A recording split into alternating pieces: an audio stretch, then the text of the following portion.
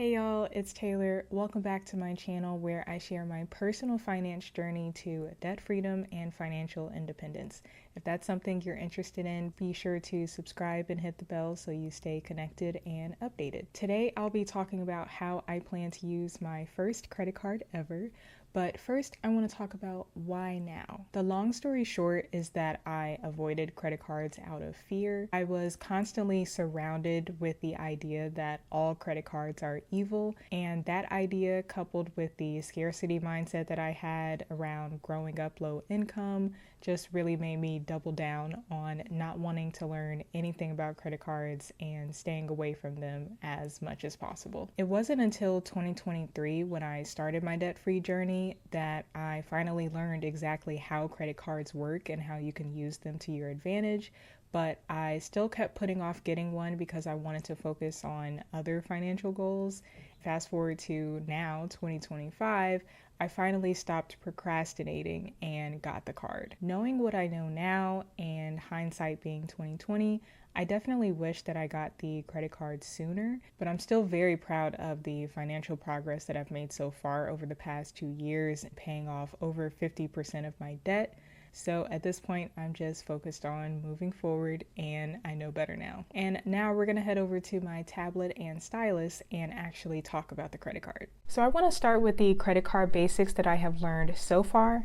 I haven't gotten my own account statement since my credit card is so new, so we're just going to be using this example statement from Discover for reference. And quick disclaimer, I am not a financial advisor. I am just sharing what I learned from my own research. The first thing that I learned about is the billing cycle, which is the particular window of time that the credit card company, in this case Discover, looks at your spending and sees what you spent. It usually starts when you open the account and lasts for 28 to 31 days depending on the month. And in the case of this example here, it's going to be this window of dates on this statement, which is September 7th through October 6th. Next, you have your statement. The statement, which is what we're looking at here, calculates a balance based on all of the spending and payments that you made during that particular billing cycle. And the balance that is on your statement is what gets reported to the credit bureaus. And I also just want to add a subterm here, which is the statement date. And this is simply the date that the statement was generated and or sent to you. Now, obviously, for every bill, you got to have a due date. So that's our next term here, which is the payment due date. And like the name implies, it is the date that you need to make a payment on this balance. In this case, you see that the same balance is here where it says new balance, and then the payment due date is this right here. The time between the statement date and the payment due date is called a grace period.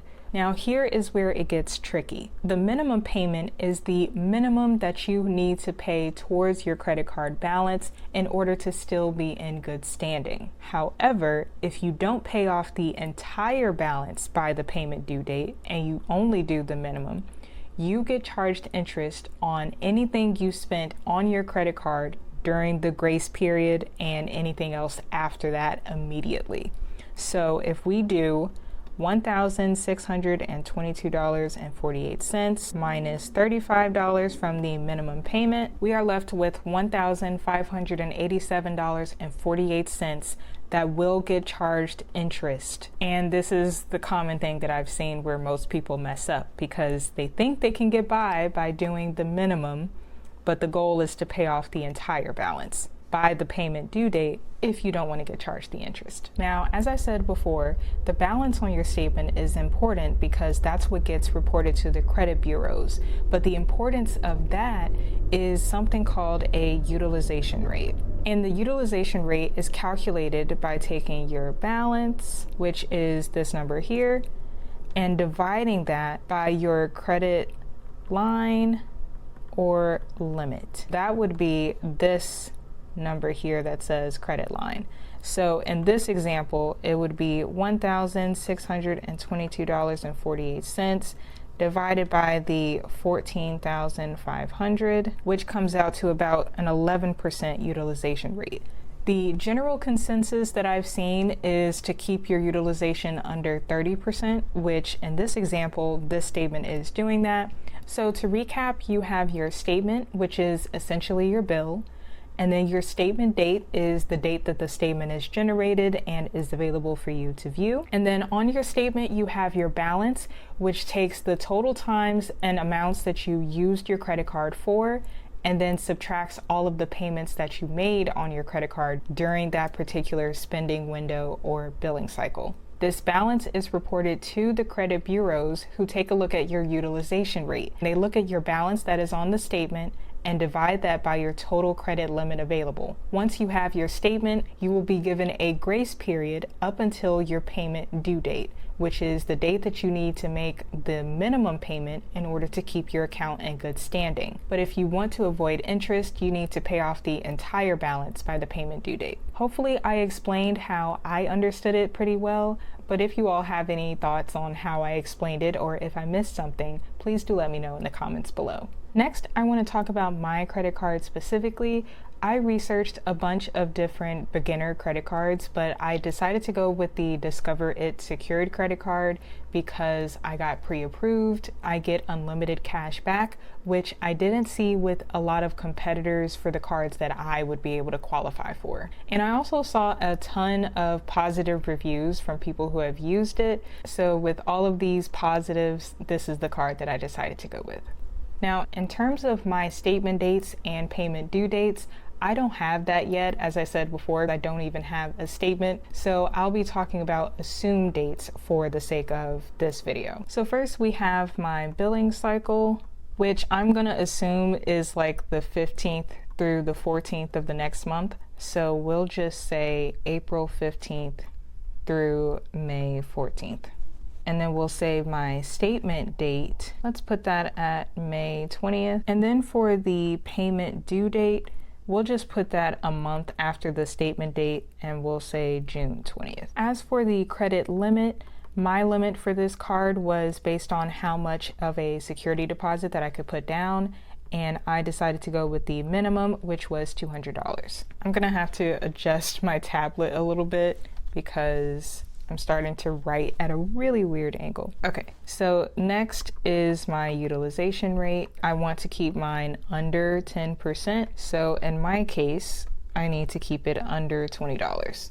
At least that's the balance that I need to make sure gets reported by my statement date. My APR is at 27.24%, which doesn't matter because I'm not paying a cent in interest. I'm going to make sure that my balance is completely paid off by the payment due date. And lastly, my cashback rewards that come with this card. I get 2% back for gas and restaurants up to $1,000 per quarter.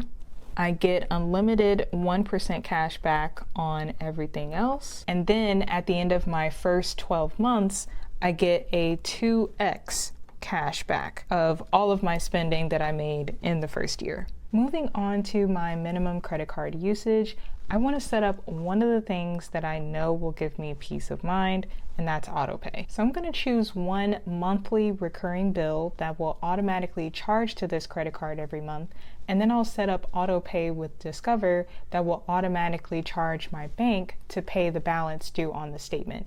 And that way I never have to worry about paying interest. And the first thing here is to actually choose a bill. I have imported a screenshot from Monarch that shows all of my monthly recurring bills that come out of my account automatically. And based on the utilization rate of 10% that I want to keep this under, I need to choose a recurring bill that's going to be under $20. So we're going to take out the therapist because that's $50. We're going to take out Chewy, that's my cat's pet insurance. We're going to take out my tithes because that's $25, just over the mark. And then rent is obviously out of the question. And then also my gas bill because that's $30. My electric bill because that is about $50 a month. And then my internet is $45.90. So the ones we're left with are Google Workspace, Lemonade Insurance, which is my renter's insurance for my apartment, Descript, and Blink. What I'm going to do off to the side here is just calculate what utilization rate each of these bills will give me if that's the one that I decide to go with. So for the first one, this is 3.8%. This second one is 7.8%. This third one is 9.5%. And this last one is 1.6%. I think I'm gonna get rid of this one because it's too close for comfort. So now we're down to Google Workspace, Lemonade Insurance, and Blink. So I think I'm gonna go with Blink, not only because it has the lowest utilization rate, but also because it comes out earlier in the month. And I think that'll be really beneficial as I'm trying to be mindful of my balance and things like that. So yeah, we're gonna go with Blink with a charge of $3.18 and a utilization rate of 1.6%, which is the balance that should be on my statement when it gets reported to the credit bureaus. So the ideal scenario here is that I have my Blink bill get charged to my credit card automatically. And then the statement comes out sometime later, and then my credit card requests the payment from the bank automatically before the due date. This is probably a horrible diagram, but the whole point is to just completely automate the process so that I don't have to worry about late payments and paying interest. Now, in terms of cash back, you obviously get more cash back the more that you use your card for spending, but since I have a $200 credit limit and I want to keep my reported utilization low, I have to figure out how I'm going to be able to maximize it based on the season that I'm in right now. I was originally going to do credit cycling, which is where you max out the credit card limit and then pay it down in the middle of your billing cycle multiple times in order to keep your balance that's reported on your statement low. But I quickly learned that many banks don't like this because you're basically finessing the system and using more than what your typical credit limit allows. They can actually shut down your credit card completely and close your account, which I don't want to risk at all because this is my first credit card. I plan to stay with Discover for a while, so I really want to have a positive relationship with them. So instead of trying to max out my $200 limit multiple times and just bringing the balance down before the statement, I am just going to put small purchases on my card when I can, and I'm going to make sure that the total of all of my purchases in a month are below my credit limit. I'm going to create an example spending plan so you all see what I mean. So let's say for week 1 is when my Blink bill comes out, and that is $3.18. And I'm just going to keep that on the card. Week 2, let's say I buy something for $10. Instead of keeping that balance in my account, I'm just going to pay it off as soon as the charge posts to my account. And then week 3, let's say I buy something for $15. I'm going to do the same thing and pay it off immediately, still keeping that $3.18 of a balance. And then week 4, buy something for $5. Do the same thing. We're going to pay off everything except the balance of $3.18. That way, by week 5, when the statement is actually generated and the balance is reported to the credit bureaus, it will only be reporting the $3.18, which is the 8% of my credit utilization rate. And then for the sake of this example, let's say that in week 10 is when the actual payment was due. Because I'm going to have Autopay set up for my account, when my statement hits and I have a balance of $3.18, I will automatically have my bank pay. And that'll be well before the due date, so I don't even have to worry about it. Speaking of leaving a balance, one thing that I've noticed people are always confused about in the personal finance community is when some people say leave a balance and other people say never leave a balance. And I'm gonna share how I understand that. So I believe there's a difference between leaving a balance on the statement date and leaving a balance on the payment due date. Leaving a balance on the statement date is what gets reported to the credit card company showing your utilization rate and your balance. I've seen some people say that they make sure their statement has a $0 balance, which means that their utilization rate would be reported as 0. And I've seen other people say that they leave a higher utilization rate let's say that they leave a $20 balance in order to have a 10% utilization rate. If you have a balance on the statement date and then pay off your balance by the due date during that grace period, you don't have to pay any interest. But if you leave a balance on the statement date and you don't make a payment until after the due date has already passed, you'll get charged on whatever balance you have left from the statement and all of your spending after the statement date. Now, I am planning to just do option 1, which is leaving a balance for the statement date so that I can show that I'm using under 10% of my credit. I just feel comfortable with usage being reported, and I don't really care for a 0% rate. And then because I have Autopay set up, my statement will get paid off relatively right after my statement is due. But I will never let anything get past the due date, because that's when you suffer the consequences and have to start paying interest and all of that other stuff. So hopefully my understanding of it made it easier for anybody else to understand, in case they were wondering about what it means to leave a balance between the statement date and the payment due date.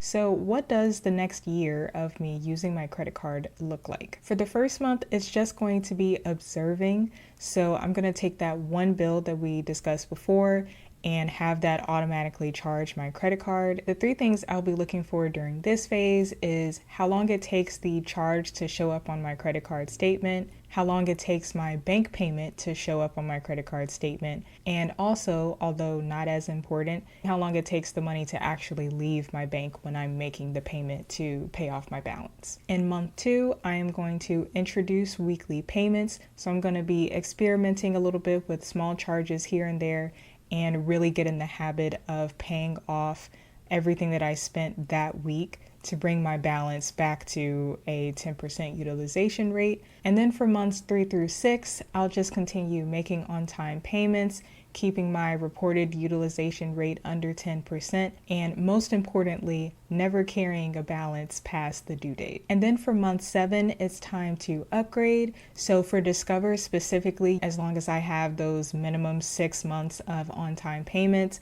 I will be upgraded to an unsecured credit card, which is where I don't have to put a security deposit down in order to have a higher limit. I'll also get my security deposit back, which in my case was $200 because that's equal to the limit that I have. I'll also be considered for a credit line increase. I hope that that is closer to $500, maybe $1,000, because then I could use my card more and still keep my utilization relatively low. And then by month 12, Discover offers 2 times your cash back from your total spending from the past 12 months, and it's only eligible for new customers such as myself, and only for your first year. In addition to my credit limit, I also want to increase my credit score. I'll be including credit updates either in my monthly or quarterly finance reviews. I haven't decided yet because I don't know how much progress I'll make. So be sure to subscribe if you haven't already so that you can see the updates and progress that I'm making in my credit. All right, that's all for my video today on how I plan to use my first credit card. Please do leave comments below about any advice or tips that you can give me. I have done so much research on credit cards to the point where I actually had analysis paralysis, and that's one of the reasons that it took me so long to get a credit card. But I definitely want to see real-world examples and tips from my community because I love learning about money, and I know that there are things that I don't know, so I want to learn as much as I can. Thank you so much for watching. I hope you enjoyed, and I will see you in the next one.